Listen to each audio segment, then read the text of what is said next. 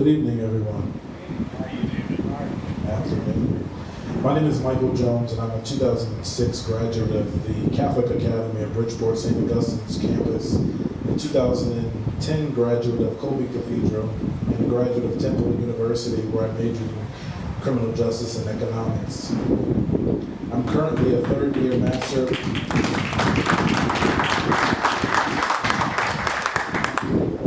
I'm a third-year Master of Divinity candidate, as well as Juris Doctor candidate at Howard University School of Divinity and School of Law. And in my full-time work, I work as a talent acquisition and diversity inclusion director at a technology company in Washington, D.C. It is my privilege to be with you tonight to co-present a Lifetime Achievement Award to none other than Miss Anne Marie Donnelly.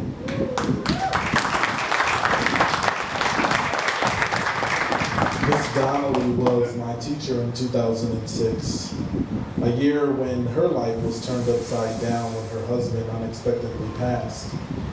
We all thought that Miss Donnelly would not come back for the remainder of the year, but she was committed to us. And despite it all, she took a chance on me, a much skinnier me, one who also had hair, but not allowing me to fall by the wayside. Ms. Donnelly has done so much for so many of us, but has asked for so little. Her vision, creativity, patience, and dedication to her students have allowed them to grow up and do great things, literally around the country and the world. This past semester, I taught a course at Georgetown that focused on the civil rights movement in the Black church. When I tried to think of the words to describe some of the many great men and women as I looked at the funeral of Congressman John Lewis, I could only think of one word that described Ms. Donnelly, and that was the word of hero.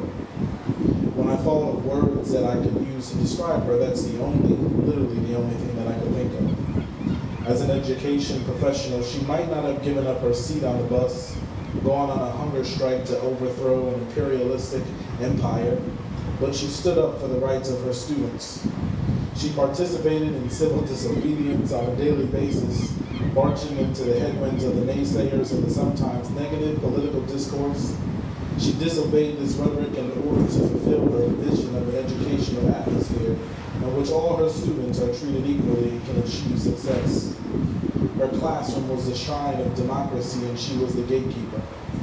She might not have ever run into a burning building or responded to a 911 call to save a life, but she resuscitated those who had become into the academic coma and illuminated their future possibilities by instilling in them the confidence to try.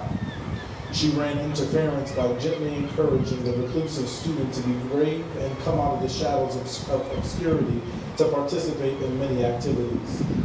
She disengaged students from their belligerent selves, me included, not by using the jaws of life, but through acts of kindness. These life-altering actions produced students who were prepared to be productive citizens. And then there were the many selfless acts of charity. She purchased cookies, flowers, candy wrapping paper, spaghetti dinners, and even car wash tickets. Came to our basketball games and reminded me when I would foul out of a game while playing at Kobe. In addition, she dug into her own pockets to ensure a student had what they needed or even the means to participate in a school activity. She made many personal calls to principals of Fairfield Prep, Notre Dame of Fairfield, St. Joseph Catholic High School, and Colby Cathedral to make sure that I got into every school that I applied to. The late Honorable Elijah Cummings said, "A hero is someone who has given his or her life to something bigger than oneself," and Anne Marie Donnelly fits that description. You deserve the title of hero, and I hope you own it. Your job is done. You've carried out your duties. You are responsible for changing the conversation. You have no idea the impact you have had on literally hundreds of lives, including mine. Thank you for sticking up for me and seeing what I did not see in myself. I love you, and I honor you because of who you are and because of what you mean. Congratulations.